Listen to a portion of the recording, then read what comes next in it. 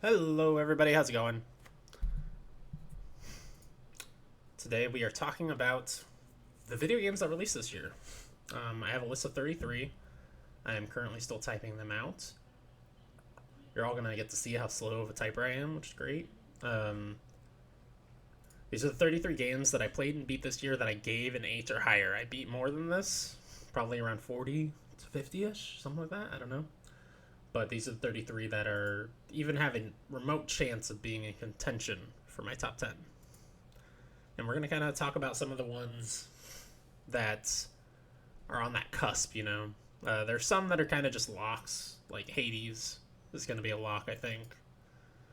Um, and then there's a lot that are just like locks for not being on there, because even though I think they're very good, they're not particularly special or anything like that. I didn't like resonate with me enough to be in my top 10. But there's a lot that are on that cusp. There's a lot of spots on this list that I don't know.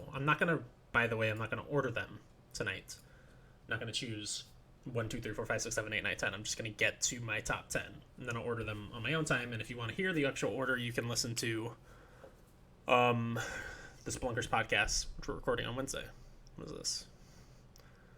What is this symbol on my desktop? Whatever.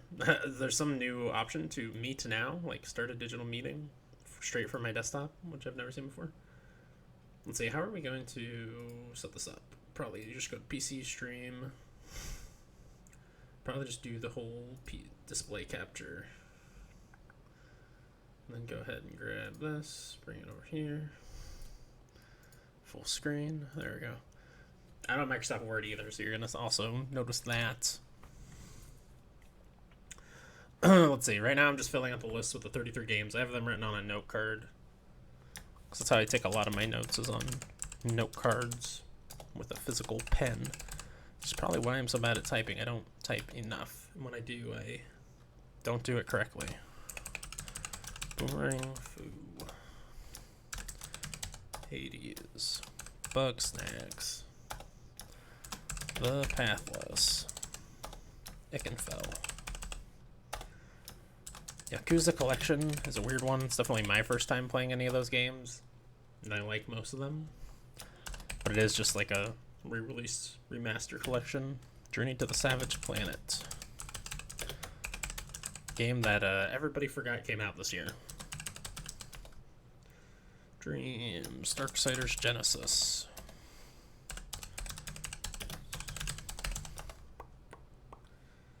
Doom Eternal.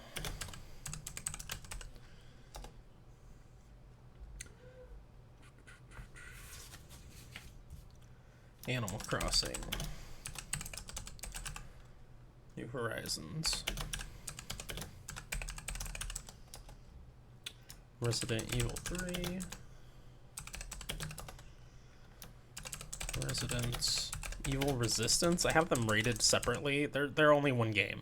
Really, I shouldn't even have them here separately. But I have them reviewed separately in my list, so... Well, let's just get rid of Resistance. We'll just leave... I mean, they both fall under Resident Evil 3. Resistance is free with Resident Evil 3. FF7 Remake. Minecraft Dungeons. The Last of Us Part 2. Oh yeah, that's right. I want to also hop in my Discord. Anybody who wants to hop in and talk about any of these games, feel free. I am in my streaming channel on my community Discord. Happy to hear your input. Ghost of Tsushima. Paper Mario. The Origami King. Mario 3D All-Stars. That's one that I don't think will make the list because I'm quite upset about the way Nintendo decided to handle it, but I did technically have a lot of fun playing through all those games. Assassin's Creed Valhalla. Spider-Man. Does it have a colon before Miles Morales? I don't think so. Doesn't really matter. Miles Morales. Demon Souls. and Sackboy. I should go ahead and mention at the top, of the stream here that I have several games that are honorable mentions that are not on this list because I either didn't play them or didn't play enough of them to even consider them. Cyberpunk, for example. I've only been through Act 1 and some of the side quests of Act 2, not even that many side quests, frankly. I think it could potentially make this list. I'm having quite a bit of fun with it, but I just haven't played enough to even really consider it, so it's just an honorable mention. I'll go and read off all my honorable mentions here real quick. All the rest of them are games that I literally have not touched, and I really, really want to. Yakuza Like a Dragon, 100% certain that's going to be on my top 10 when I play it, but don't know when that's going to be. Gears Tactics, XCOM Chimera Squad, Immortals Phoenix Rising, Half-Life Alyx, 13 Sentinels, which I hear a lot of great things about. Like, I am shocked how much people love that game. I guess I shouldn't be because I like a lot of Vanillaware stuff, but yeah, that game seems really cool. I just don't know when I would ever play it. I certainly did not get time this year. Age of Calamity, from everything I've heard, that probably wouldn't make my list, but I did like Hyrule Warriors a lot, so possible. Cyberpunk 2077, which we already talked about, and Persona 5 Royal, which I didn't even play like the original Persona 5, so I don't have any experience with that to talk about, but I know that I love Shin Megami Tensei, and I love Persona 4 specifically. I've not played 3 or 5, or 2 or 1, but those are completely different anyway. Anyways, so here's what we have. I can make that much bigger for you guys. Let's see. What if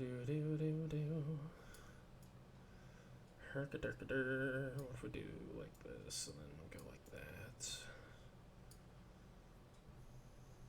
that? That kind of works. I think that's visible enough, right? Can make my camera a little bigger. I feel like I should make this just so much bigger. Making it bigger isn't even the best option. Maybe I can just zoom. Let's just zoom. Okay, let's put that back. How do you zoom in on a scene?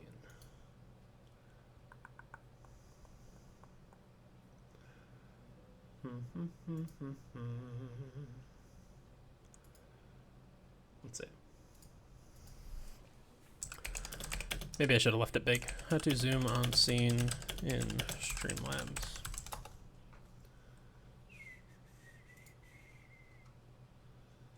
Oh, it's all freaking YouTube videos. I don't want to watch YouTube videos.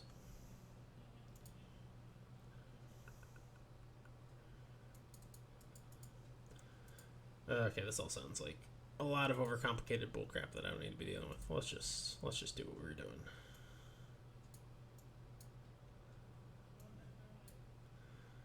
Oh, you know what I can also do is just change the text size. It's probably even smarter. Oh boy. Oh boy, howdy. Yoink. Sit, yoink.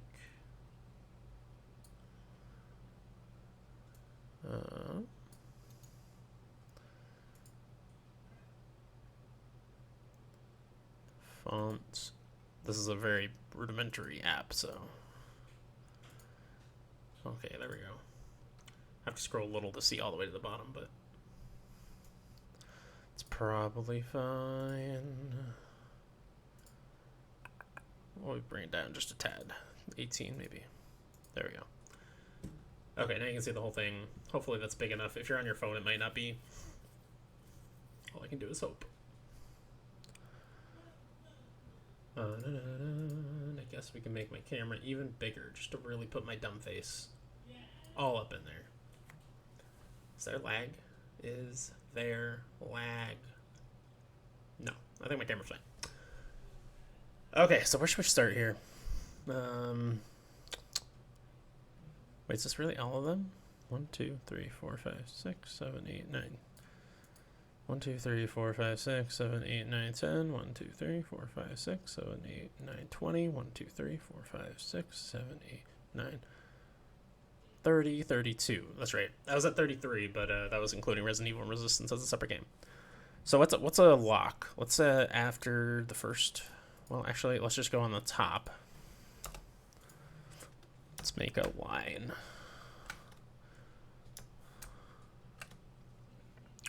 And let's also go on the bottom. Let's make a line. We'll put the stuff that's like, it's just not going to make it, you know? I still want to talk about all the games as we go, though. Mario 3D All-Stars. Let's start with that. That's going below the line. I love Mario 64, Mario Sunshine, and Mario Galaxy. But, first of all, 64 is not held up as well as you might think. But more importantly, the way Nintendo has handled this port, this remaster of these games, is awful. They're literally just ROMs that they've shoved on a cartridge. In every way, it looks like that, you know? And they didn't put Galaxy 2 on there. I should put some music under this. Just realize it. It'll work way better. Get off this Blunder's account. Let's just play the freaking Ikenfell soundtrack. I probably won't get copyright struck for that. I don't know. But I love that soundtrack.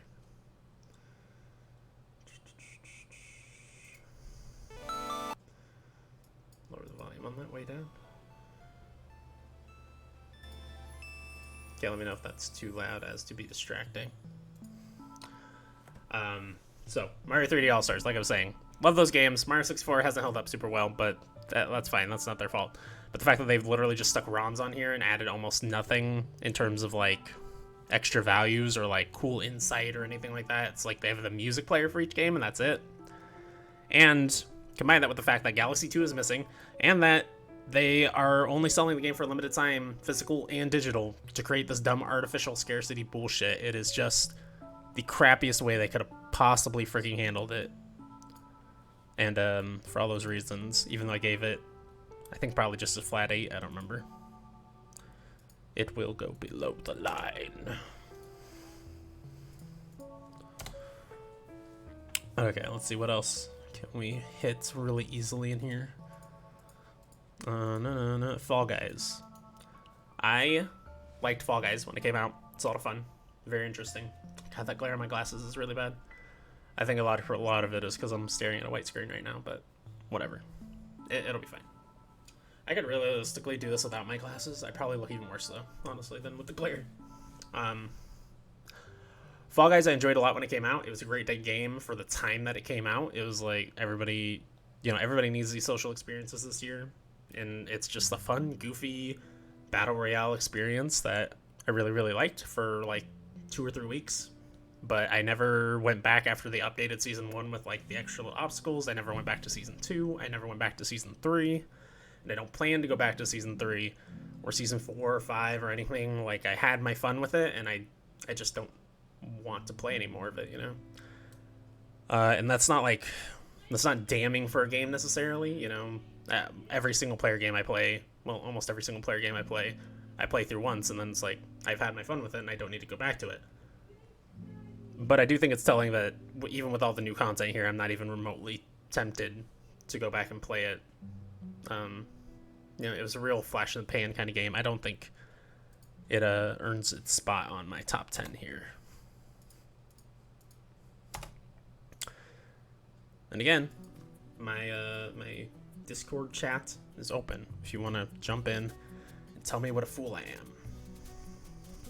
I'm actually going to turn the music up a little bit. Don't even think you can really hear it right now. I certainly can't. I can hear it now. Okay. What else do we have on here that's like lock one way or the other? Let's just keep going down straight. Undermine, I think, is one of those cusp games. It's not super special, but it is a lot of fun. It was my favorite podcast game of the year for sure. I listened to it during every Minfax call-in because you kind of have to just sit at your computer and wait for the call. So you need a podcast game so that you can listen but still play game. Because I can't just listen to something and not play game. It's impossible. God, Star Renegades, so good, but I only did the one playthrough and I have no temptation to go back because I beat it on my first playthrough, which was really crazy and cool and fun. It's just runs are so long, I can't see myself going back to it, honestly. But it's one of those ones that's on the cusp. We'll see what else is in contention here. Spiritfarer is on the cusp. Boomerang Fu, I had a lot of fun with that. My brother brought it over on his Switch, and we played it with family, and it is a great, like, it's in that Fall Guys realm, kind of. Like, it's dumb and goofy and fun, but it's unsubstantial and lacks replayability. It's just dumb, goofy fun, which is not a bad thing, but it's not top 10 worthy, I don't think. Even something like Overcooked, which I adore, would have a hard time making my top 10 list. I think Overcooked 1 may have made my top 10 list the year it came out. But like just barely, if it made it at all. Which we skipped Moving Out, but I should also, that's the same thing. Like, that is Overcooked, but not as good as Overcooked. And like I said, even Overcooked is a hard one for me to put on top 10 lists, so move that down here as well. Spelunky 2. God, I had a lot of fun with Spelunky 2, but the fact that the online is completely fucking busted, and even if it wasn't busted, it's like not as good as not playing online because you can't use shortcuts or like even unlock shortcuts. It's literally just do the runs. And it has all my least favorite things in roguelikes, like all these really crazy hidden secrets that you're not supposed to discover. You're supposed to use the internets and like the internet's overall consciousness. They're all supposed to come together and discover it from themselves. But for me, as somebody who doesn't live on forums all the time, that stuff is the least appealing thing about roguelikes to me. It's just like, well, I have to look this crap up and see how it works, and that sucks. That's not fun. It's not interesting. And like, I don't know, it was just more Spelunky, really. Like, there were a lot of slight improvements with how the platforming worked and stuff that I appreciate, for sure. I don't think it's getting a spot, even as much as I love Spelunky. I don't think it earns a spot. Okay. Hades is a lock. Come on, what do I need to say about Hades? What could I possibly say about Hades that you guys don't already know? I mean, the one maybe negative that I could possibly have for it, what's up, Lionheart, how's it going? Is that I played 50 hours, and once I hit 50 hours or 48 hours or whatever the hell it is, like I came to a point where the second set of story, the epilogue story, wasn't unlocking for me, and I was really just going through runs and doing the motions, and I eventually stopped at 50 hours on a roguelike, though. That's a lot of freaking hours before I hit that wall. And there was still content, a lot of content to do. It just was not engaging me as much as it was at first. So, it's definitely a lock on my top 10. That's the only small complaint I could possibly have about it. It is the highest scored game I have for this year. I just don't know for sure if it's number 1 yet. And again, the actual numbers 1 through 10, I'll be revealing on the Spelunkers podcast when we record that on Wednesday. I'm just trying to find my top 10. So, like, Hades, we're done talking about Hades. Unless you want to jump in, my Discord chat's open. You can talk about whatever games on this list you would like to talk about. Let's continue down the list. So if you're just coming in, all I'm doing right now, I'm running down the list and choosing ones that are for sure not going to make the list, ones that for sure are going to make the list, and then there's going to be a lot left in here that's on the cusp, and I'll have to really consider those. Bugsnax is one that's on the cusp. I like it a lot, but I'm not, like, terribly in love with it. The Pathless is another that I think is on the cusp. Ikenfell is a lock for me. Like, you guys have seen me play a lot of Ikenfell. I talked about it quite a bit after I finished it, but I love a game with the, what is called, the action command combat system, where it's basically doing QTs on every battle while doing turn-based battles, which I know people hate QTEs, but I think they're more interesting here than, like, A pops up on the screen, push A. It's like you are actually studying the move and learning the timing, and the fact that these ones are so punishing compared to something like a Paper Mario or a Mario and Luigi game. Like, if you miss the action commands here, you cannot beat the game. I don't think you can beat the game without doing action commands, whereas Paper Mario, I think you can totally get by without any action commands ever if you just don't care about being, you know, the best ever, and you want to probably grind a bit. The story, like the overarching story of just like the world ending crap. That's pretty generic, if I'm being honest. But it takes place in a really cool location with like the Hogwarts-esque wizarding school, which I like. The character stories are what really make that game special in terms of storytelling, because every character is so deep in their, like, God, how do I say this? They're just deep characters. They have a lot of emotional problems. They have a lot of mental health issues that are discussed and delved into. There is literally a boss, unfortunately a side boss that I don't think a lot of people will see because it's very, very well hidden. But there's a boss where you literally fight personifications of their mental illnesses. You know, because everybody's really got some kind of mental illness. Although maybe illness isn't the right word, like, because there literally are things that are defined as mental illness. Just their mental setbacks, I guess, is a better word. And then the music, which we are listening to right now in the background. The music is freaking superb. The first time I heard a track with vocals, with lyrics in the game, it freaking blew my mind, hearing Showtime for the first time. And there's like 4 songs in the game with lyrics that are all amazing. But even the songs without lyrics, like, I paid a lot more attention to the music in this game than I generally do in games. I adore the soundtrack of this game so much.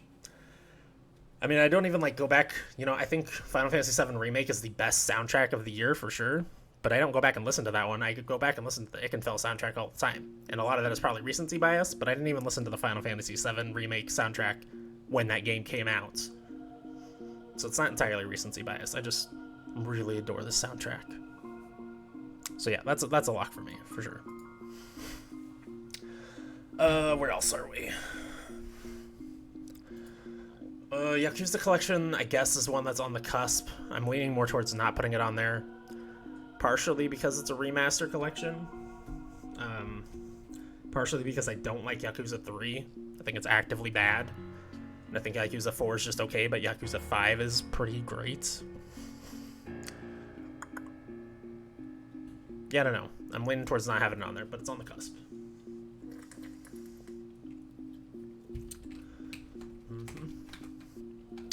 Journey to the Savage Planet. It's another one that's on the cusp. I think that one was like a flat 8 that I gave it. And it is incredibly fun. I didn't end up doing 100%ing it though, which when I was first starting it, I thought, oh yeah, I'm going to 100% this game for sure. And by the end of it, I was like, it was probably 12 hours to get to the end and do a lot of the stuff that I did do. Yeah, I'm drinking Twisted Tea, baby. I'm going to smack it up your face. No, I'm kidding. It's Lipton tea. It doesn't work that way. That's a good meme, though. I've seen so many memes with that today. It's amazing. Yeah, I don't know. At the end of the day, like, I really like the humor in that game. I really like the platforming. But I didn't end up 100%ing it, even though I felt like it at the beginning because I just got tired of it by the end, which does not speak highly of the game. But it was fun. It is something that's on the cusp, for sure. Dreams, God, Dreams I don't think is going to make the list, because honestly I didn't play very many of the games people made. I think they're such funny, creative, unique projects that I love seeing them, but I rarely love playing them. And I really got into creating stuff for a little while. I did a lot of the tutorials, but I never made anything worthwhile. Little backstage pass here. Originally my name, Tactical Dreamer, came from the fact that I wanted to do a dream stream every week and try to make something eventually that was worthwhile. But the tutorials got really complicated and I'm a stupid person, so I fell off of doing that before I ever even got around to streaming.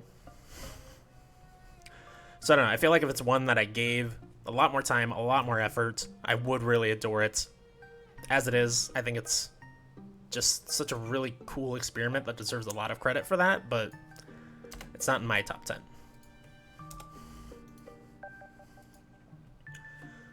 Don't even remember Journey coming out this year. Yeah, it was in January.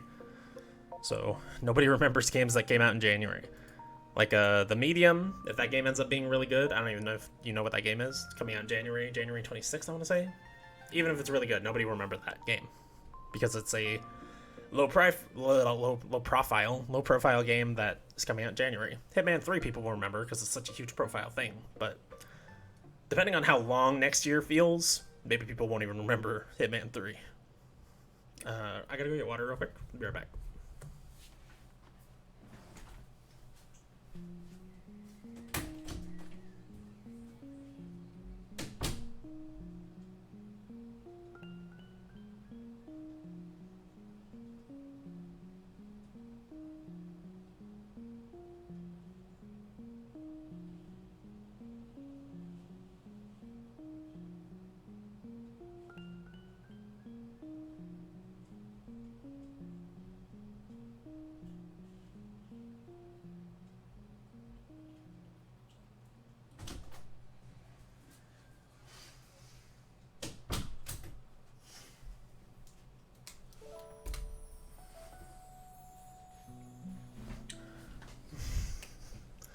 We'll be right back after a word from our sponsors.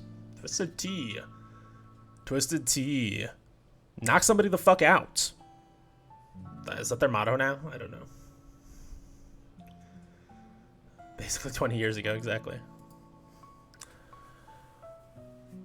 Oh, okay, let's see what else. We just talked about that. Darksiders Genesis. That's another one that's in that cusp of being on the list. I really like Diablo-style games. This is a really cool Diablo-style game, except there's only 2 characters that you can build out, as opposed to, 5 or 6 classes with tons of ways to build out. But it also mixes in some interesting, platforming and action elements that I appreciate. That game came out back in February. People don't even remember. Yeah, exactly. Damn, Darksiders also came out this year. Yeah, it was February.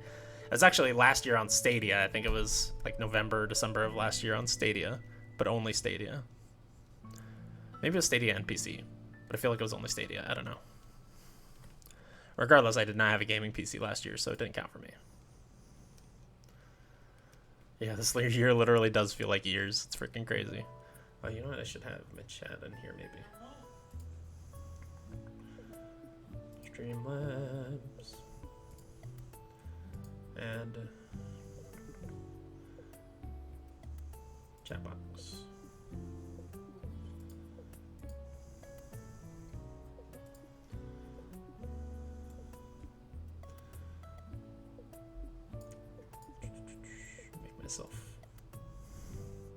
Actually, I'm probably myself right there because chat box is not gonna pop off, I don't think, super hard to where it's gonna overlap with me.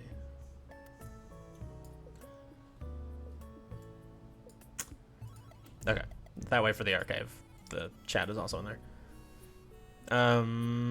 So yeah, cool game, but it's on the cusp, and I'm not positive either way. Doom Eternal, God, that's a game I recognize as being amazing more than I love it compared to a lot of other people and outlets. It's like, I'm not great at first-person shooters, I think is what it comes down to. It's so interesting the way that you're constantly managing your ammo and your flamethrower and your chainsaw.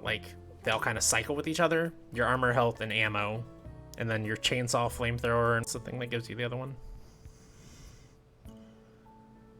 Oh, your executions. It's like you have 3 resources, you have 3, kind of augments that you can use on enemies. 2 of them are kills, one of them, the flamethrower, you just use it on enemy and they leak armor. And you're constantly managing those resources and juggling them, and it's something that you're constantly thinking about while you're shooting. It keeps the shooting from ever being boring, and I really, really like that. But also there was some really frustrating stuff in Doom Eternal. Every fight that they had a Marauder in and there was any other enemy was trash. I freaking hated it.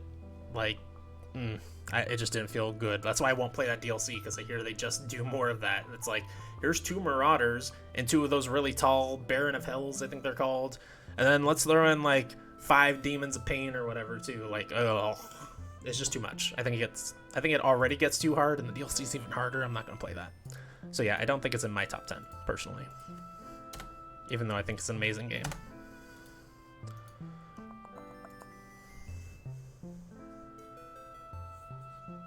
Doom is good, but it ain't top 10 for me. Yeah. Marauders are the worst. It's a really interesting enemy design. I liked it as a boss fight one time, but then when they started throwing them in on the regular, I was like, fuck this. Let's see. Animal Crossing New Horizons. I think that is a lock for the top of the list. It's hard because it came out so early in the year that I've lost the connection I had to it earlier in the year. But I mean, I played 150 hours of that game or something. It is my most played game on Nintendo Switch, and I adored it while I was playing it. I had a ton of fun playing with my family and comparing our homes and inviting them over, and they walk around my island and see it. And even like extended family and friends, you know, everyone was playing Animal Crossing. Well, almost everyone. And it was always like such a cool community event to be like, oh, take a look at my island. Here's what I'm doing with mine. My brother made like this weird water palace island that was just amazing and blew everybody away. And then I cried like a baby because I couldn't do it because it was hard. But no, I adore that game. It's so cute and so fun. And I wish that Nintendo would get quality of life right on all their games. Not just Animal Crossing, but on their games in general. They would get quality of life right, because that game could be much better with some great quality of life improvements, for sure. But regardless, I adore it. There was a while where it was my #1 game of the year. So for sure, it's on my top 10. Wasn't and still won't. I think that's fair. Kyle Hilliard even, like, he tried to play it, but he just didn't like it, and I totally get it. I mean, it's a check-in game.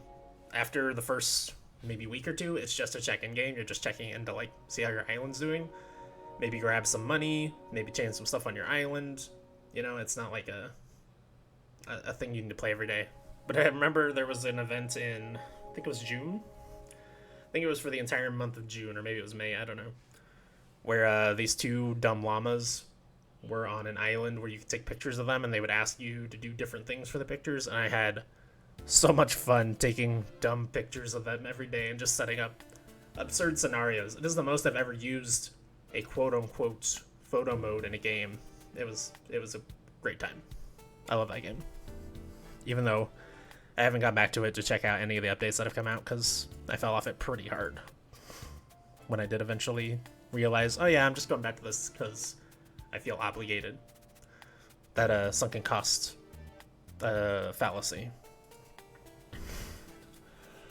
Whew. Okay, Resident Evil 3. That is another one that's on the cusp. Resident Evil 2 Remake was my GOTY last year, so it feels weird not to put Resident Evil 3 on my top 10, but it just wasn't as good as Resident Evil 2 Remake. You know, I don't know what else to say. Like, I liked Resistance a lot, honestly. Probably more than most people. That's that weird, like, multiplayer mode they had, the 4v1 mode. I really liked playing as the mastermind in that, and, like, it kind of plays like a Clash Royale, where you're waiting for a bar to fill that lets you use your cards, and you set those cards up in places to try and catch the survivors unaware and just wreck them. I think that was a lot of fun. The actual game is really just more Resident Evil 2, but not as good. It doesn't have as many puzzles. It's very linear. There's not much of a sense of exploration outside of that very first town area. That area, I think, is really good. And then it gets pretty crappy throughout. People really like the hospital fight with Carlos. I hate it. It's the worst part of that game. It's so frustrating and just breaks up the pacing so bad because you're standing in one room for a pretty long time just shooting zombies, which is so not what I want from Resident Evil.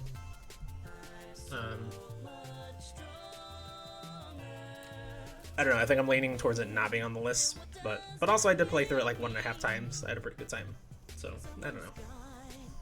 Probably leaning not, though. FF7 Remake is such a weird one because I adored that game throughout it. I don't have much nostalgia for Final Fantasy VII.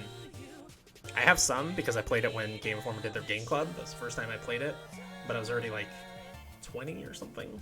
I don't know how old I was. I was out of high school, though, for sure. So I had a little bit of nostalgia from playing it with them on that game club, but it's not like the most beloved game ever as a kid. But I still really adored those characters in Final Fantasy VII Remake. Like I said earlier, the score is the best score of the year. It's so amazing. Like, the amount of tracks they have in there, the amount of variety they have in every single one is a banger. It's outstanding. Like, the score alone could make me fucking cry right now. It's really, really good. I think it's a lock, for sure. But yeah, like I was saying, the ending is just Kingdom Hearts ass weirdo trash. And I like Kingdom Hearts, to be fair. But I'm one of those fans that can say I like Kingdom Hearts, but I admit that the story is unfollowable bullshit garbage. And the ending of Final Fantasy VII Remake was unfollowable bullshit garbage that a lot of people have made a lot of sense of and made a lot of theories of what it means and how it's going to shape out and all that shit. I don't want any of that. I don't want any of it. I want an ending that makes sense and that is fulfilling for the characters and the story that they were telling, not this weirdo whatever the hell they decided to do with that ending. It's so bad. It drags that game down so hard for me. But I know there's a lot of people out there that also like those, so that's fine. Yeah, you're one of those people, Commander Lionheart. That's fine. I get it. For me, I didn't like the way that game ended at all.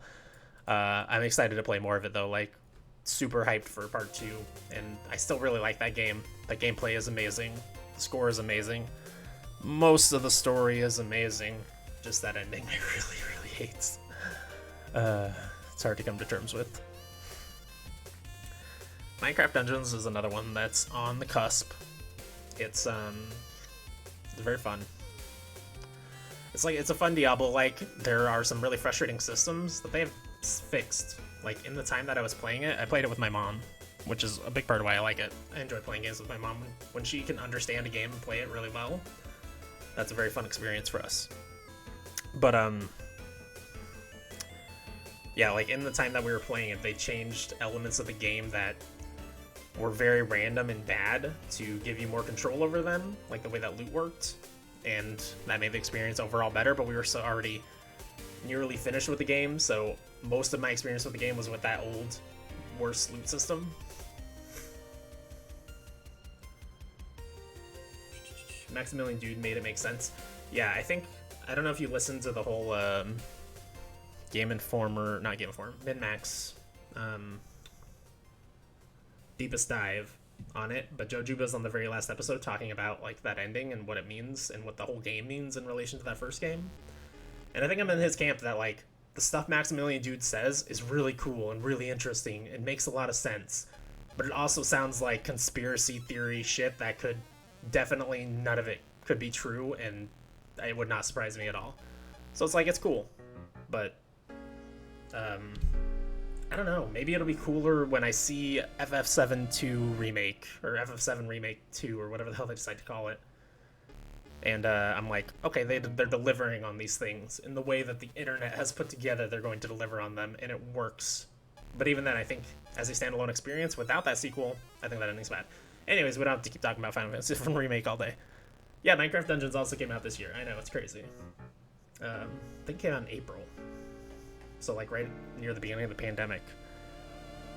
Actually kind of surprising that it didn't take off more, considering it's a Minecraft game that came out at the beginning of the pandemic and was very like family friendly, but I think it got middling reviews, so that's probably why.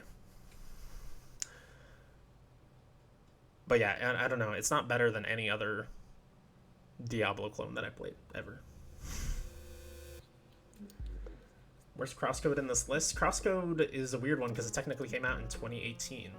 It came to consoles this year, but it's been on PC since 2018. So for my personal list, I don't count it, but I don't begrudge anybody who does count it for their list. That's where Crosscode is. Oh boy. Let's not talk about The Last of Us Part 2 yet. I'm already out of breath. Hydrate.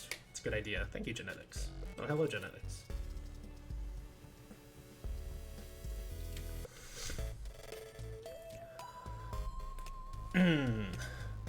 Ghost of Tsushima. I love that game. That's a lock. I already have 5 locks, which... God, I'm not leaving a lot of space. But what are you going to do? These are great games. Ghost of Tsushima. Amazing story. Amazing characters. Really does Assassin's Creed better than Assassin's Creed has done Assassin's Creed lately. In how it delivers on those side stories and they fold into the main story, and it's really fulfilling. And all those little side activities that are just checkbox activities, you know, going to the shrines and all that. It's all just checkbox stuff, but it just feels good in that world the way that it's wrapped in. It's not like, it doesn't feel random. It feels well placed, well paced, and really integral to the world, like to the samurai fantasy. Not the shrines maybe not necessary to the samurai fantasy, but like the hot baths feel consistent with it. The shrines feel consistent with it as well, maybe just not as essential for it. I don't know, I had a lot of fun doing absolutely fucking everything in that game. And then where they really just blew it out of the water is adding the multiplayer that is shockingly good. So fucking good. I cannot overstate how good the multiplayer is in Ghost of Tsushima. Like if you had told me when I played that game in, was it July? Either June or July, whenever that game came out, that there was going to be this amazing multiplayer mode that I was going to fall in love with, I would have said, no way, they can't do that, you know? I think Ghost of Tsushima did what Avengers would have liked to have done, which is convincing me that, yes, you can take something that works really well as a single-player narrative-focused experience and make a really cool multiplayer around it that is RPG system-based. Like, it makes me kind of excited for Gotham Knights, which I'm still skeptical about, but Ghost of Tsushima Legends, I think, did it well. I think they took that stuff that works really well in single-player and they made it multiplayer in a way that is still fun and interesting and cool. And Gotham Knights could too. Maybe. I don't know. Ghost's an amazing game. I just wish they would have done that initial island instead of 2.5 islands. Yeah, I think I remember saying that when the game first came out as well. Just smaller open worlds in all games would be nice. I played too many massive open world games lately. And I rarely end up doing everything in them anymore because there's just too much. You know, it has to be your one and only game if you're going to do everything. Ghost of Tsushima was like my one and only game for a month and a half, maybe 2 months, other than when I was streaming. So yeah, I definitely hear you on that, just on open worlds in general, being too big. Paper Mario The Origami King. This is the best Paper Mario game we've gotten in a long, long time, but it's still not as good as the games that they gave us 15 years ago.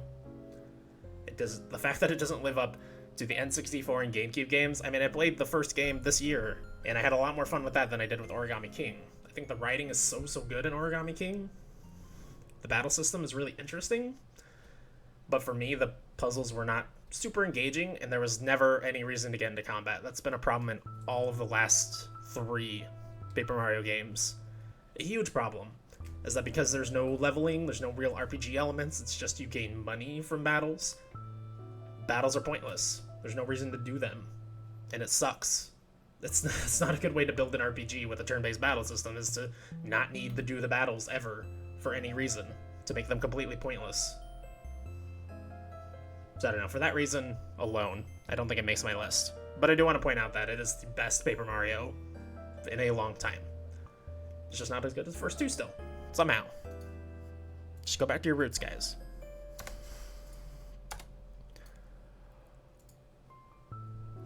I need to take a quick break, catch my breath.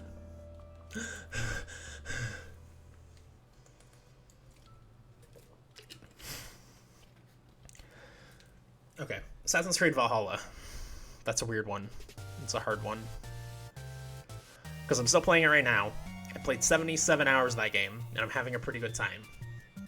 But at around 40 hours, I gave up on doing all of the side content because the world is too big and there are too many things that are just not entertaining to do. And I also turned down both the stealth and the combat difficulty to easy because the combat is absolute trash in 1v1 fights, which they make you do a little too often for how bad that combat is at sustaining that. The combat is good for like those big fights that you get into a lot with a lot of dudes, but if you're 1v1ing a big guy, really bad. And the stealth in this game is the worst it has ever been in any Assassin's Creed game ever.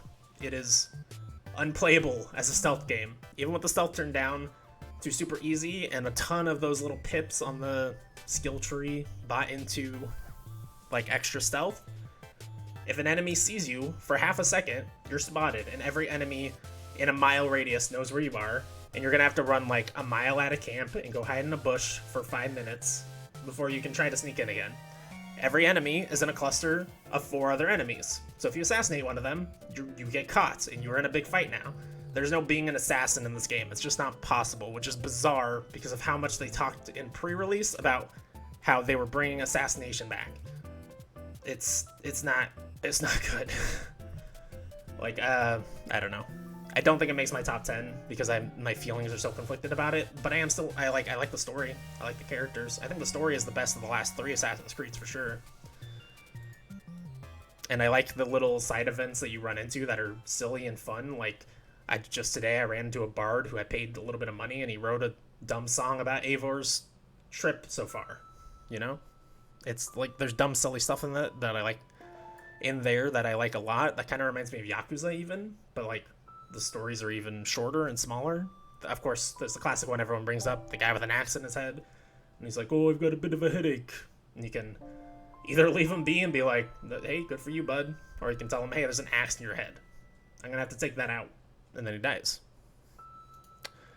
I really like a lot of things that they're doing. It's just, gameplay-wise, which gameplay is always king for me, it's worse than the last 2. So I don't think it makes my list. Game's too big, squad, yeah.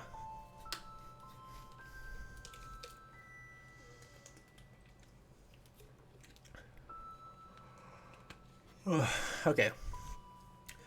Spider-Man Miles Morales. I'm glad I have the biggest Spider-Man Miles Morales fan in the world in my chat right now. Maybe in the world, I don't know. You love it a lot, though. It's a lock for me. And I'm really disappointed in all the discussion I've heard around it in Game of the Year talks. Everyone just saying, like, oh, it's not a very special game because it's more of Spider-Man, which I think is mostly true, but the combat, significantly better. Miles as a character, just as good as Peter. The story in this game, just as good as the first one, almost. I'd say the first one's maybe a little bit better. But I mean, the first one was my GOTY the year it came out. So the fact that this is more of that, but like a little bit shorter, which is maybe my biggest problem with it, and with better combats, and maybe a slightly less good story, but still a really good story that made me tear up, it's an amazing game. And I'm so disappointed that it's not making anybody's lists. Miles was robbed. First one's story is slightly better, yeah. I think I would agree. And I think a lot of that is just letting the characters have more room to breathe, just because it's a longer game. I think Miles Morales is maybe a little too compact for its own good. But I also really, really like that in the season of massive games that are taking me way too long to beat, I did everything in that game in 15 hours, something like that. I didn't get the platinum. Maybe it would have taken me 5 more hours to do that or something, I don't know. But it was compact. It was a good compact in a gameplay sense, but maybe a little too compact for the story, I think.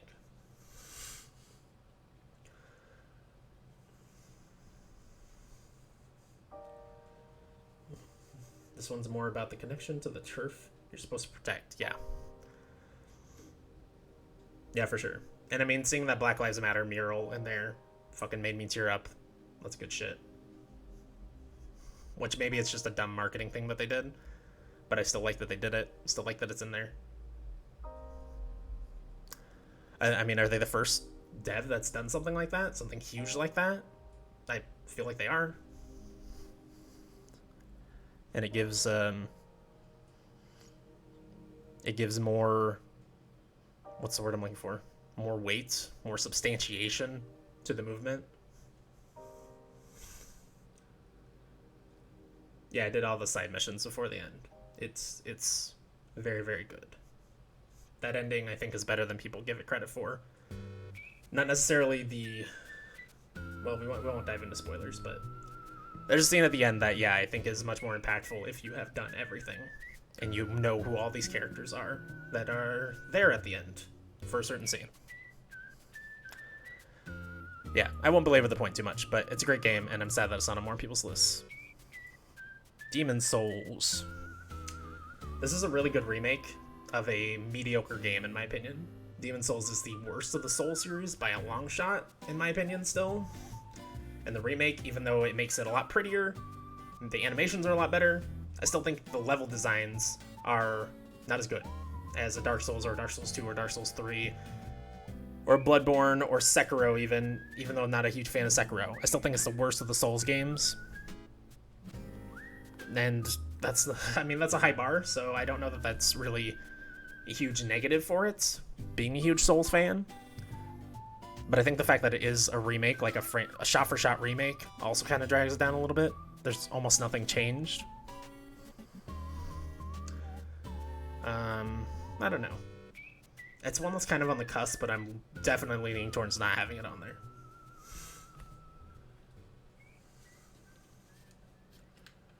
Obviously, there's a sense of bias for me, because, Puerto Rican. Yeah.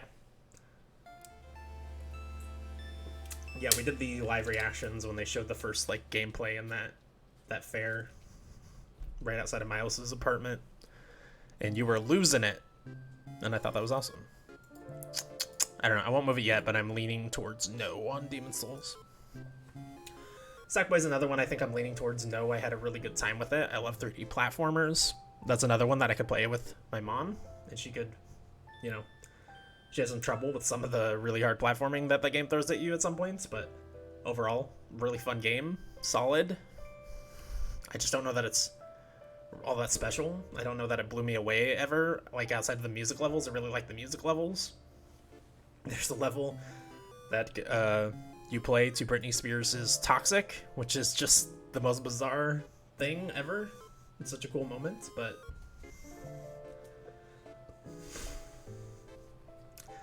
is Demon's Souls the easiest and most accessible for people who don't play this game? I don't think so.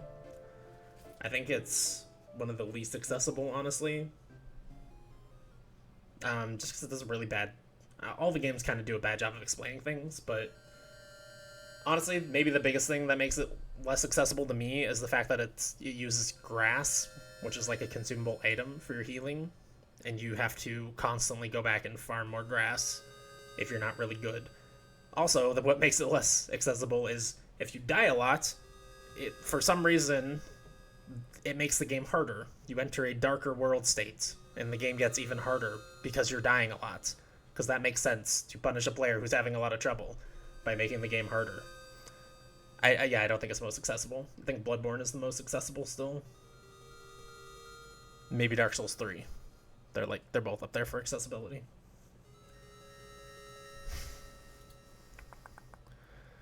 We won't cut Sackboy yet, but okay, so this is what we're sitting at.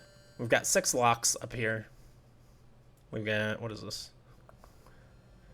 9, 1, 2, 3, 4, 5, 6, 7, 8, 9 no's. Which means we have what? 17 here in the middle?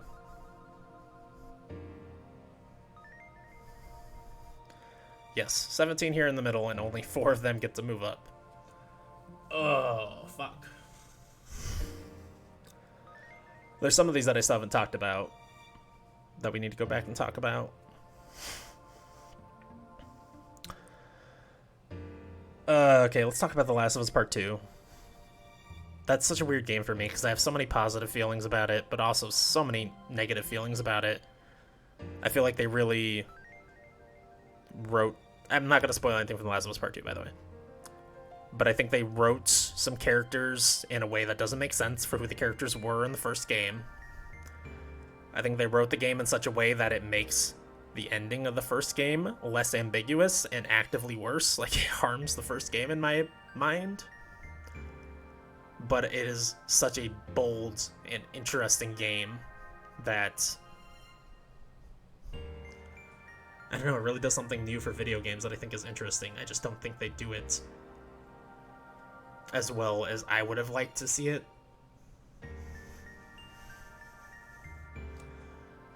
It's hard to talk about without spoilers, and I will not spoil it. I refuse. I don't know. It doesn't really sit right with me having it on my top 10 because I have such massive problems with it. But it was definitely one of the most affecting experiences of the year. But like I definitely cried at multiple points in the game, but I also kind of feel like it's not a game that earns the points that it makes you cry necessarily. It's just like really emotionally manipulative intentionally. that unless you're like an asshole without any empathy, you will become at least very sad. You know, people have different thresholds for where they get teary-eyed, but it's such a weird one for me. Just throw them all on an island and make them fight for the 4 spots. It's a good idea. It's a good idea. I'll call up the devs. I'll have all the devs go in a room and fight. But just like the lead producer or whatever, because, you know, if it's the whole dev team, some of these teams are fucked. We already talked about all this down here. We didn't talk about the Pathless. If you want my very detailed thoughts on the Pathless, you should listen to our game club that we did on it, the Spelunkers podcast, Spelunkers Game Exploration podcast. I go very deep on like how I really didn't like that game in the beginning, but it does some really interesting things narratively in the second half that redefines the beginning of that game for me and really brought my opinion of it up drastically. But at the end of the day, I didn't enjoy a lot of my time with that game, so I don't think I can put it on my top 10. Pathless will arrive tomorrow for me. Awesome, man. I'm curious to see what you think of it. It's definitely like kind of Breath of the Wild inspired a little bit, with a big, open, kind of empty-ish world that you just find puzzles in. Which I know you haven't played Breath of the Wild either. I'm not a huge Breath of the Wild fan. But like really that narrative really did it for me at the end of the day. But I just... the gameplay, well, I was not crazy about. That's another thing I should mention really quick with The Last of Us Part 2. I know a lot of people complain about the gameplay in that game. Fairly. I don't think it evolves enough over the 30-hour campaign to hold its own, but I have never had a problem with The Last of Us' gameplay. It's just survival horror gameplay, essentially. It's a Resident Evil style gameplay, and I like it. I played Genshin Impact, it's the same thing, right? I mean, Genshin Impact is very Breath of the Wild inspired. Have you played Immortals yet? I have not played it yet, but I've heard that's even more Breath of the Wild inspired, and people actually really adore that one, even people who were not as hot on Genshin because it is, you know, gacha and it's anime, and some people don't like those things.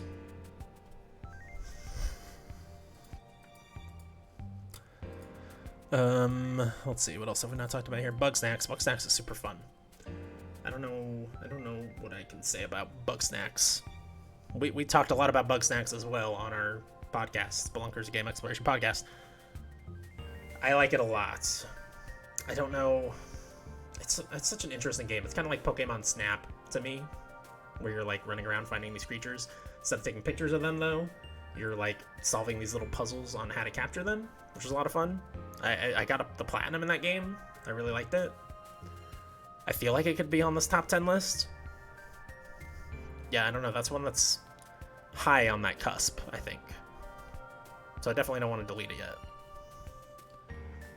Talk about Bugsnax. Haven't played it yet. I'll get it one of these days. It's only $30 on GameStop's website right now, or at least it was as of a couple days ago. So I went ahead and bought it, and I'm waiting on it to be delivered. Don't know when I'll get to it. I've got a lot of games stacked up on a shelf, many of which I just got for Christmas that I need to get to. But I don't know. I loved catching the Bugsnax. I thought the story was actually really interesting. The characterizations were really interesting. The fact that they use they, them pronouns for everybody in that game, I think is the future. That's another thing I didn't mention with Ikenfell, but they use appropriate pronouns for people. They don't even just use they, them. They use he, she, he, him, she, her, z, zer, I think it is. They, them. They use whatever the character actually is, you know? Which we need to be more progressive in video games, so I appreciate that stuff.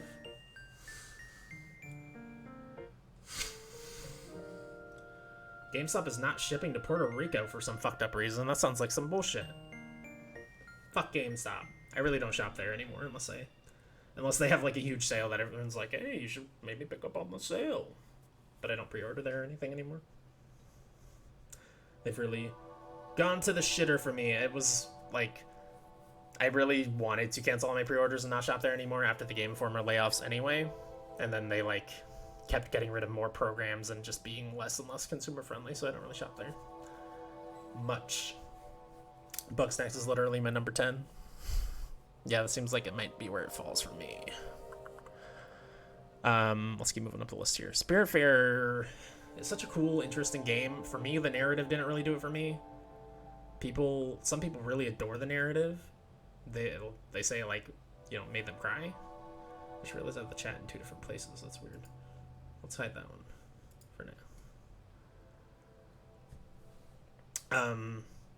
I don't know. For most of the game, I didn't really understand what was going on, and then once I did, like, it recontextualized the story a little bit and made some of those scenes make more sense. But at the end of the day, the stories of the individual characters felt like they ended abruptly, and they did not strike an emotional chord with me the way they could have if I feel like they had a real sense of finality to them.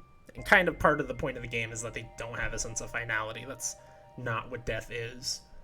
But it didn't resonate with me as much as it did with other people.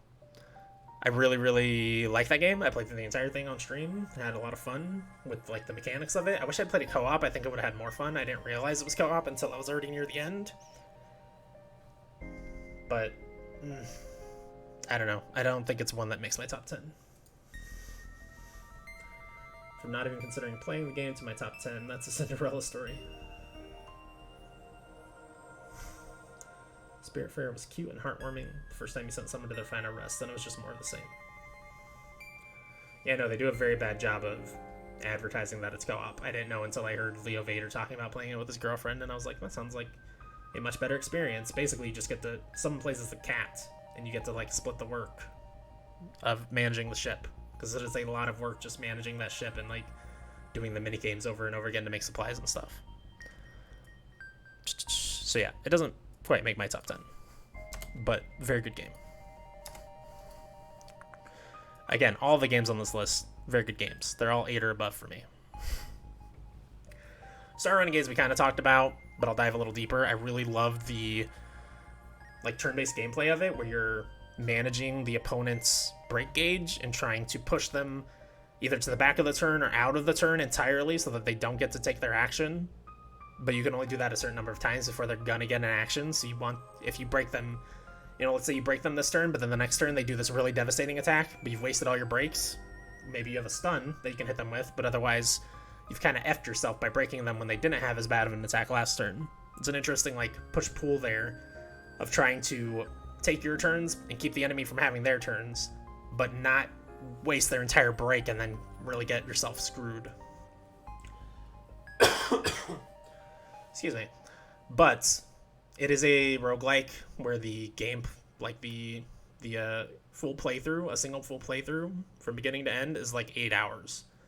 That is way too long for roguelike. I think I would like the game more if it was just a 8-hour long game with saves, you know, like a standard game, and they gave you all the characters that they allow you to continue experimenting with on later runs through the course of that game, and, you know, you choose a party like a traditional game. I think it would be better as a traditional RPG than it is as a roguelike. I think roguelike is not the right genre for this game. But I really do like the, like, battle system. I really enjoyed my one playthrough that I finished of it. That's kind of where I'm sitting with it. And it's still installed on my PC. Like, I still have temptation every once in a while to go back and play it again. So I don't know. I don't think I'm ready to move it down yet, but that's where I'm sitting with that. Undermine. Undermine's a lot of fun. I don't think it does anything special or unique in the genre. I think it's, you know, it's a top-down version of Rogue Legacy, really, in my opinion. Like, Rogue, it has that Rogue Legacy elements of every run you get gold, and you spend that gold on permanent upgrades, so you feel more powerful every single run, which I love.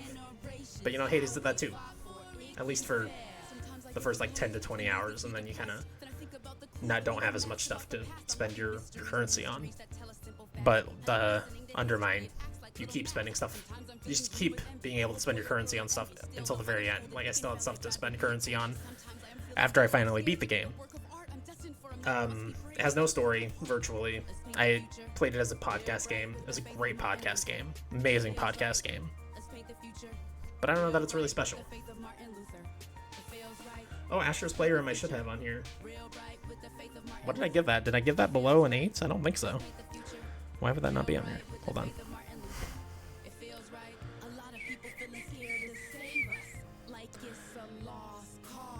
825. Why is it not on here? Must have just skipped over it. Yeah, it's not even on this note card. That's a good call. I don't know why it's not on here.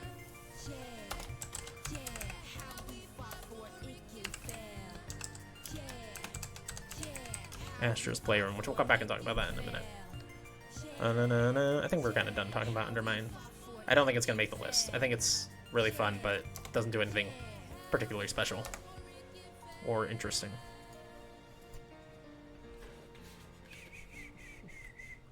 Blasphemy, treason, heresy.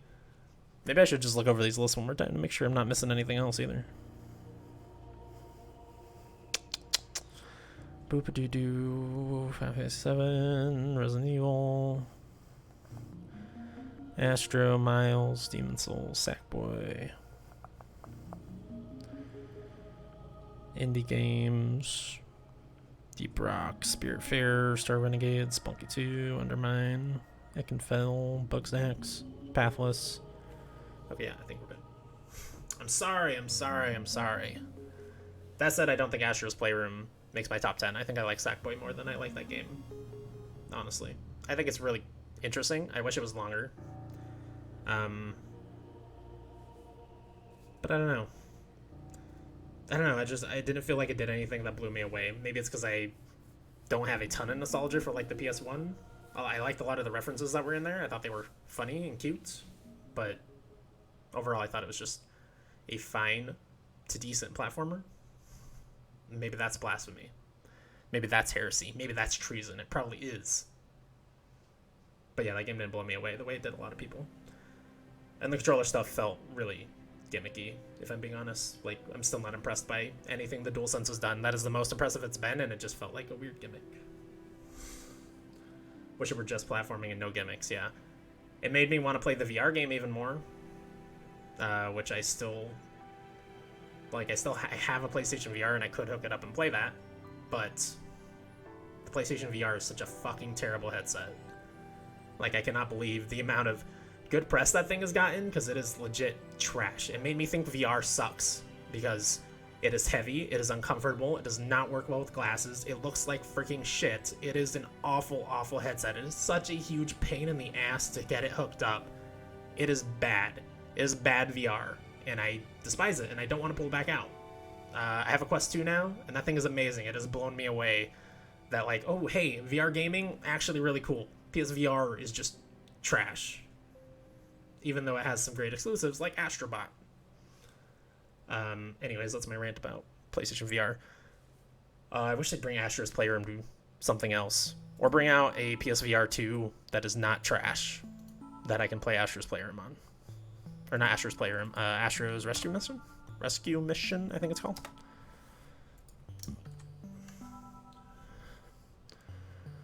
Oh, whoops, did I not control V? There we go. VR rant. I really do love the Quest 2. It sucks that, you have to hook it with your Facebook or whatever, but I already use Facebook anyway. It's not like they're getting any more information from me than they already have. It's whatever for me. I know Facebook's evil. But what am I supposed to do about it? What am I supposed to do? Tell me! Seriously though, get a Quest 2. I've been playing a lot of Beat Saber, and it has been hurting my legs, but it's so freaking fun. So good. Especially doing it wireless. Ugh. Cannot overstate how much fun I'm having with that. Although I haven't been back to it in a couple weeks, because there's so many games to play, guys. There's so many games. Okay, let's see. What have we not talked about yet? Deep Rock Galactic. I think that's probably going on the list. Like, honestly, I'm kind of surprised I left it on the cusp. I kind of just skipped over it, because I'm an idiot. But it's really, really good. Like, really, really fun. It's hard to separate it from how much fun is the game really, and how much fun is it to play games with your friends. Because it's one of the biggest games for me for playing games with friends who I just met this year. That I have been really enjoying playing games with, and that specifically has been the one that we've played the most, I think. So, you know, it's hard to separate those things, but I do think even without that, and I mean, it is a co-op game. It is built to be played in co-op, so it's kind of hard to be like, oh, well, if you're playing solo, it's not as fun, so it's not a good game. It's like, it's designed to be played with 4 people who are using voice comms preferably. But I understand the argument that, like, I play games solo, and for me, that's not a good game. I could totally see that being somebody's argument for why it would not be on their personal top 10 or whatever. But for me, I've been having a lot of fun with it. I'm still playing it. I just promoted a character finally, like a couple days ago, on my stream on Saturday, I think. And I haven't gotten to do like the raid equivalent deep dive or anything like that, but it's kind of like what Minecraft would be like. Sorry, I'm sweating under this thing. Kind of like what Minecraft would be like if it was made today, I think, like what a Minecraft 2 would be like, where it's not like block based, but you're still mining down into a mine where everything is destructible and you're getting resources. You're not using those resources for like crafting or anything, though. It's just, you know, you bring back money or you bring back resources that you use to get augments for your guns and your characters. Boo, friends. Yeah, you know, I think I would have been that person last year, but I have a really good gaming group right now that I'm enjoying playing games with, so I've been really into 4-player co-op stuff. I even played some freaking Sea of Thieves today, a game I never thought in a billion years I would touch, but my friends were playing it, so I was like, yeah, why not? And you know what? With friends, it's kind of fun. It completely lacks any sort of progression system that would keep me coming back, but Deep Rock Galactic has those progression loops that are super addicting. I've been having a great time leveling up a couple of different characters. I think it's in my top 10. I don't think it's at the top, but I think it is up there. In fact, I'm going to move it up there. I'm doing it! I'm doing it!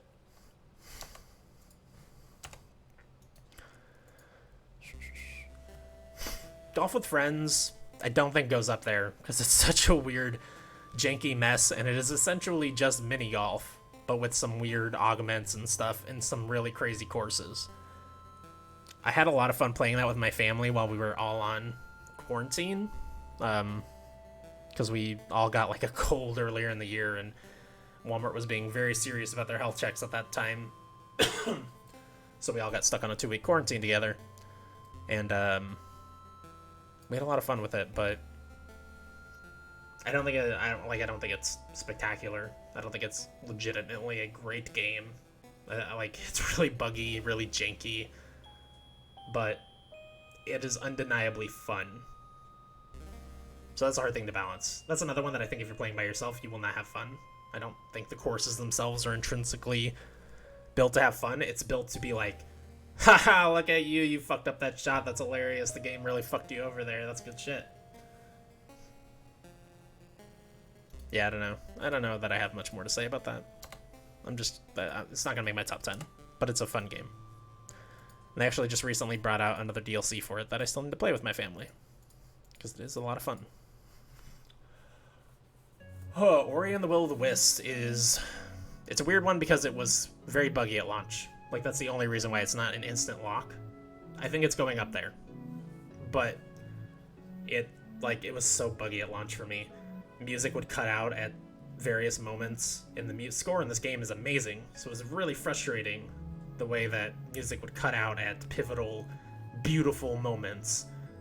But, like, it's a beautiful game, a great Metroidvania, amazing score, amazing narrative. Like, surprisingly, I was surprised how much I liked the narrative by the end. Because I didn't really remember Ori and the Blind Forest doing much for me narratively. And those gameplay sections that are really hard, like, I love a hard platformer. I love Celeste, you know? I love a platformer that challenges me, and Ori definitely challenges me, which I love. It's just, like, the audio cutouts, and, like, every once in a while I would get stuck in a platform and then have to reset the game. So I don't know. Little bugs like that really frustrated me, but I think I gave it like a 9, and I really, really adore it, so it's got to be up here. How much does that put me at? 9? Am I at 9 or 8? So 1, 2, 3, 4, 5, 7, 8. Okay, I still got 2 spots. Wargroove Double Trouble. That is a weird one, mostly because it's DLC. It's shorter than the main campaign in Wargroove. It's a co-op campaign. I did not play it co-op. I think perfectly fine without co-op. In fact, I think I probably would have liked it less than co-op, because I would have been frustrated with whoever my partner was, because you could really fuck it up in co-op really badly for each other. But even if you're not playing co-op, there's still always two armies that you're controlling, you know? Oh, excuse me. Which makes for some really interesting situations where, like, one of the armies will be at the enemy's gate, and there's only, like, it's a really small army of, like, 6 people or whatever, and the enemy army has, like, 20 people in this castle, and your only job as that army of 6 people is to pull their army out and keep them distracted and just skirt them and stay alive, because you've got this other army of, like, 5 people that are sneaking in the back entrance and doing some, like, I don't know, messing with some bombs or some shit. I don't remember the story. Story wasn't great or anything. And then getting back out after you do whatever it is you're doing in there. Both armies need to escape. It creates really interesting situations like that because you're controlling 2 armies that I think it is better than the base game, which I also loved. So I don't know, does it not qualify because of the DLC? I think it's substantial enough that it does qualify, and I had an absolute blast with it, so I would probably like to put it on there, but I don't know. That's one of those hard ones. I don't think it's, like, disqualified because of the DLC or anything, but I think it maybe drags it down a little compared to games that have not yet received recognition because they just came out last year, you know? They're not just DLCs. I am going to move down Demon's Souls at this point. I don't think it's making it. I don't think it's making the cut.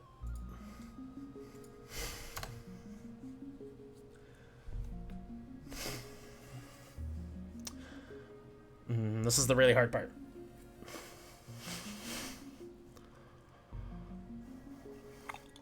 I don't think Yakuza Collection makes the cut.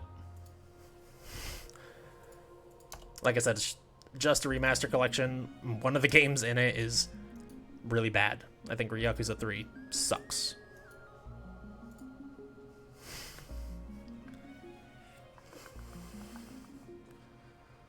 This is really hard now. I think I've kind of said my piece on all these games at this point.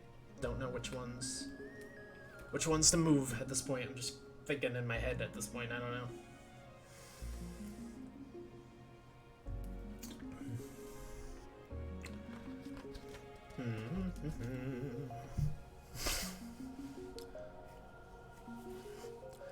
Let's see. I know it's like some of the ones I'm leaning towards cutting, like Darksiders Genesis and Journey to the Savage Planet. It's like, am I just cutting those because they came out at the beginning of the year and I barely remember them? It's like I hate the idea of punishing a developer for bringing out a game at the beginning of the year, which kind of feels like is what I'm doing, but I don't know, they don't stick as strongly in my mind, and that's probably just because they came out so long ago. 30 years ago, because of COVID. But then again, there's games like Wargroove Double Trouble came out like super early January. I think it was like January 7th, and that still sticks with me more so than a Journey to the Savage Planet or Darksiders Genesis. So I feel like I'm gonna cut those. Let's just do it. Let's just do it, man. Okay?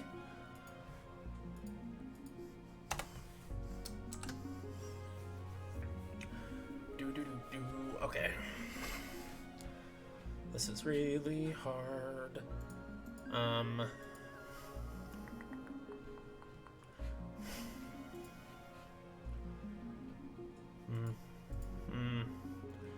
think I cut Star Renegades just because I feel like it really hurt itself by making itself a roguelike. I think it would be so much better as a traditional video game. Like, I've not even really engaged down with it as a roguelike. I've just beaten the one campaign. And if I hadn't beaten that one campaign, honestly, I think I'd hate the game. Not hate it. That's not fair. I don't think I would like the game nearly as much, though, if I had, like, lost in the middle of that last world or whatever. Because I would have been really frustrated by, like, well, I didn't finish this game. After 7 hours in a single campaign, I lost. And now I need to spend another 8 hours if I'm going to beat a campaign. And I need to hope for all the same lucky stuff to happen or different lucky stuff to happen that got me there in the first place, along with playing really skillfully in these really long battles. These lyric songs are kind of weird playing in the background. This is the music from Ikenfell, by the way, very good. So yeah, I think I move it down just because it's not in the right genre for me. Um,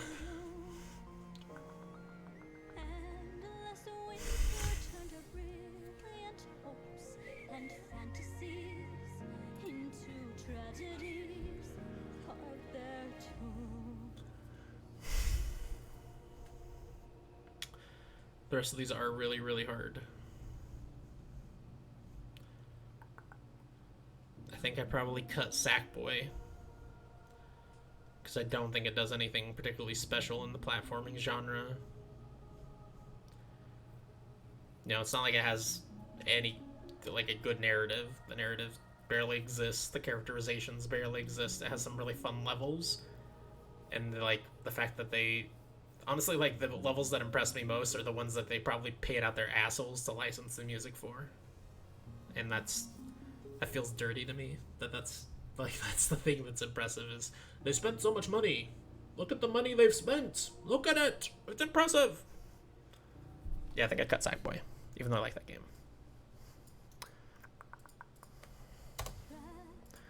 But I mean, I like all these games. Okay? I gotta cut 3 more. Either cut 3 more or be really, really passionate enough about 2 of them to move them up.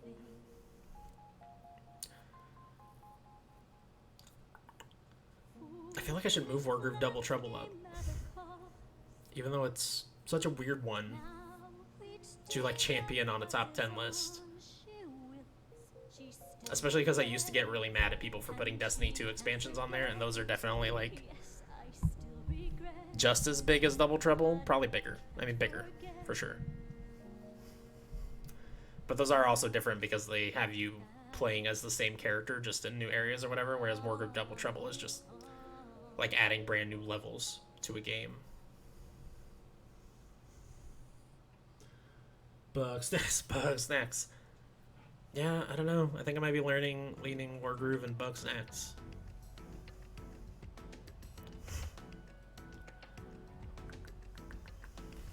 I think I'm definitely going to move Wargroove Double Trouble. I feel like I'm pretty passionate about how cool that expansion was. I think I'm definitely going to move Resident Evil 3 down. Which feels bad, because Resident Evil 2 Remake was my favorite game last year. But it just did more of the same and not as good. So I think if Resident Evil 3 Remake had come out before Resident Evil 2 Remake, honestly, weirdly, they would have both been less impressive, because I just don't think Resident Evil 3 Remake is as good of a game. And then Resident Evil 2 Remake would have come out and been like, well, it's doing the stuff Resident Evil 3 Remake was doing. It's doing it better, but it's not, like, new or interesting. So I'm glad they came out in the order they came out, is what I guess I've ended up at with those statements. Yeah, I don't know. Minecraft Dungeons just had so many loot problems. I feel like it's... Oh my god, not copy, cut. I don't know. It's definitely a fun game. I definitely recommend you play it, especially since they fixed some of those loot problems. But also, oh my god, you know what I forgot about that I should talk about Minecraft Dungeons? They have this really shitty mechanic. I now feel comfortable moving it to the bottom because I just remembered this really fucking trash mechanic they have in that game. Like, some levels have a hidden level in them where you need to find, like, this hidden entrance, and it leads to, like, a book that you'll grab, and it'll be like, oh, you unlocked this hidden stage now, which is just another stage to play in the game. And considering you grind back through these stages a lot, it's nice to have more stages to grind back through, you know? But the thing is, it doesn't always pop up, because the levels are randomly generated. When you go in the level, it might not pop up. But it won't tell you, hey, the hidden stage has popped up or not. It'll tell you, there are 2 secrets on this map. They might be just, like, a chest. They might be just, like, a little side activity, like a little mini-boss. Or they might be the hidden thing you're looking for. So you have to play through the whole fucking level, find all these secrets, and then be like, well, none of the secrets were the secret level I'm looking for. I guess we finish the level, and then we play the same freaking level again and try and find that thing. Over and over again. We did that, like, 30 plus times in some levels. There are levels, the two in the DLC we never even found. I played through that freaking second jungle level with the hidden level in it 20 times, and that's a long level. That's like a 10-minute level. Never found it. Now, the fact that we were having quite a bit of fun while we were playing through these levels over and over again speaks highly of the game, but that mechanic is fucking trash. Fuck that. So yeah, no, not gonna put on my top 10. What a weird competition we have here between Bugsnax and The Last of Us Part 2.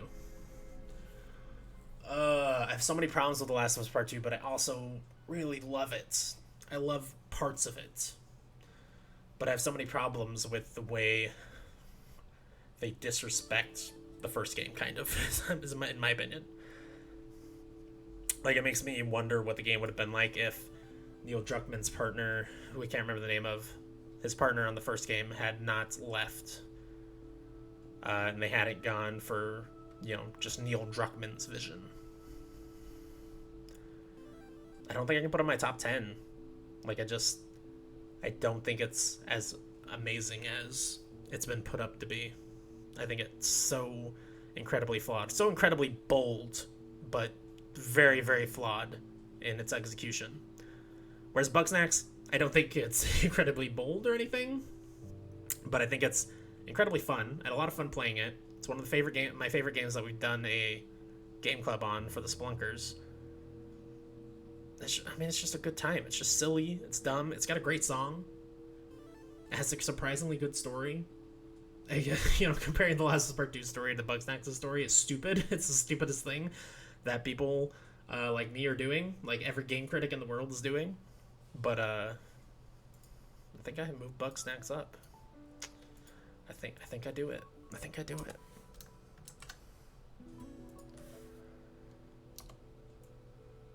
Last of Us Part 2, just barely misses out. I think that's my top 10. Not in that order, necessarily.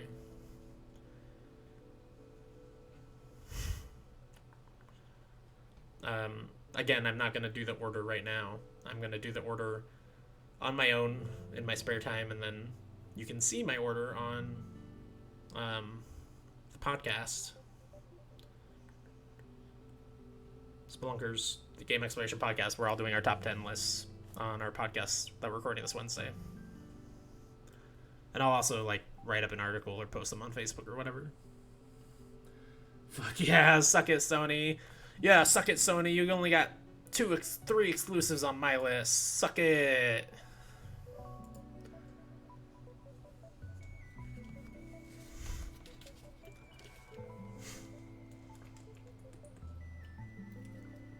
Alright.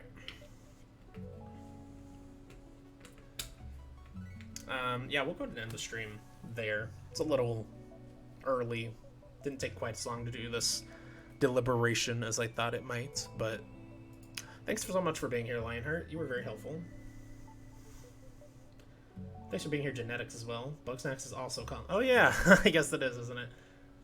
That's fun. Yeah, I mentioned at the very beginning of the stream, Genetics, that there's a lot of games I just didn't get to play. Immortals is one of those that's on the list. Persona 5 Royal's on there. Yakuza Like a Dragon's on there. It's almost kind of a blessing that I didn't get to play a lot of those, because some of these little indies that are towards the bottom probably would get kicked off, like Bugsnax. Pretty sure that's my number 10. And I know Yakuza Like a Dragon is going to make this list when I eventually play it. So, Bugsnax gets to squeak in because I didn't play a lot of these games, but yeah. What else is on that list? I should pull it up again. Go ahead and read it at the end here again. These are honorable mentions, games that I did not get to play, or did not get to play enough of, in the case of Cyberpunk 2077. That would probably make the list, or at least had a chance at making the list, but I don't know. I will update this list, in my personal log here. I'll update it as I play those games. But for the list that is going to be out in the internet for everybody to see, they're not going to be there. It sucks. But there's too many games. It is what it is. Yakuza Like a Dragon, Gears Tactics, XCOM Chimera Squad, Immortals Phoenix Rising, Half-Life Alyx, 13 Sentinels, Hyrule Warriors Age of Calamity, which that's one that probably would not make the list if I'm being honest, but I liked Hyrule Warriors a lot, the first one, so maybe. Cyberpunk 2077 and Persona 5 Royal are all on that list. Yeah, doing update videos. Yeah, maybe if someday I play all of those games that are in that kind of maybe category, because for sure I update my personal list all the time. But mind you, Bugsnax will always be on the top list because once I make the top 10, anything I add in there, I just push the other stuff down, even if it takes it to 11 or 12 or 13 or 14 or whatever.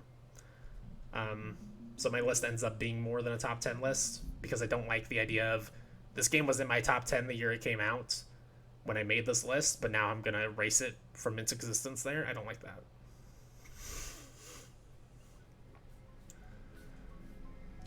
Update articles like Angry Joe does.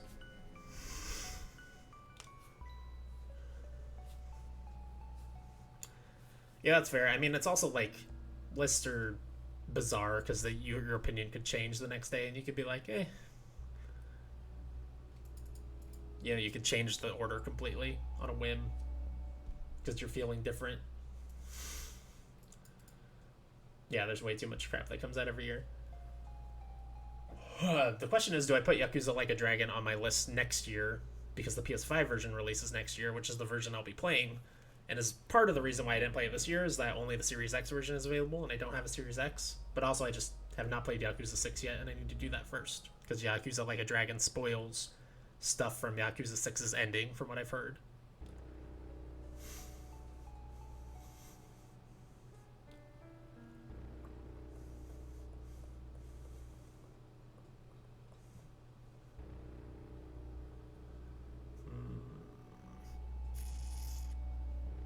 But yeah, what you say makes a lot of sense, Gen X.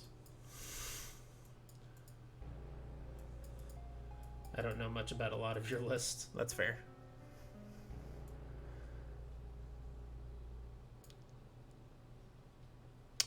Yay, that's my list. Okay. I'll actually be ordering them and I'll like post that on Facebook and write an article and all that crap.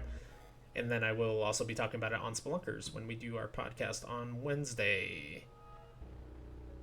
So you can look forward to all that. But for today, that's going to be the end of my stream. Tomorrow, oh yeah, I should mention my streaming, like my stream schedule is changing pretty drastically starting on Wednesday. Or I guess starting on Thursday, technically. So tomorrow's going to be a normal stream, 8 to 10. We'll probably play either Monster Sanctuary or Nowhere Profits, because I'm enjoying both of those that I played these last two Indie Sundays. And then on Wednesday, there will not be a stream, because I am recording Spelunkers at 6 p.m., and it's probably going to be at least 4 hours, I would assume. So it's going to be too late for a new stream. There's just not going to be a stream. There's nothing I can do about it. I'm sorry. And then starting Thursday, I'm going to be doing a new schedule, where I'm going to be doing 4-hour streams, but I'm not going to be streaming every day, because I think 4-hour streams are more effective at bringing in new viewers and hopefully enticing them to stay. So I'll be streaming from 9 a.m. to 1 p.m. every Thursday morning, and then from 6 p.m. to 10 p.m. every Saturday, Sunday, and Wednesday. But there will not be any streams on Monday, Tuesday, and Friday. So overall, I am streaming for 2 extra hours every week in the grand scheme of things. It's just less days, longer sessions, if that makes sense. So yeah, look forward to that new schedule. So yeah, there won't be a stream Wednesday, and then Thursday morning we'll be streaming. I think we'll probably stream Nowhere Profit. I think I may be doing like roguelikes or maybe trying to get into an MMO or something for my Thursday streams, since it is a different time period than every single one of my other streams where my normal viewership can actually watch. Maybe I'll do something a little different, you know? So yeah, come back tomorrow at 8 o'clock. That'll be the last 2-hour stream that we will ever do. Except not really, because honestly there will be some day where I have to come in late or whatever, you know? It always happens. Thanks, everybody, and I'll see you tomorrow. Games rock. Bye.